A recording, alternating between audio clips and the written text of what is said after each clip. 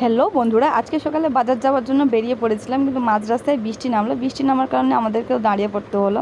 আমরা যখন দাঁড়িয়েছিলাম পিছন দিকে তাকিয়ে দেখি যে এটা চায়ের দোকান ছিল। তো চায়ের দোকানে বৃষ্টি আমি যে চা খাবো না, এটা তো হতেই পারে না। সেই জন্য চায়ের অর্ডার দিয়ে দিয়েছিলাম এবং চা খাবার পর আমরা চলে গেলাম বাজারের দিকে। কিন্তু বাজারে যাওয়ার আজকে একটা কারণ ছিল। আজ কিছুদিন হলো আমি শুনছি যে আমাদের বাজারের কাছে শীতলা বস্ত্রালয়ে মোটামুটি 50% ছাড় দিচ্ছে, আর এই জন্য প্রচুর পরিমাণে ভিড়ও হচ্ছিল বাজারে। কিন্তু তারপরে আমি ভাবলাম যখন সবাই ভিজিট করছে, আমি একবার ভিজিট করে দেখি জিনিসটা কী।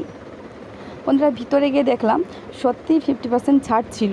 হয়তো প্রকৃত জিনিসটার দাম আমরা জানি না, কিন্তু আগে যে দাম যে জিনিসগুলো আমি দেখেছিলাম তার তুলনায় 50% ছাড় ছিল। কিন্তু ভিতরে অনেকটাই ভিড় ছিল।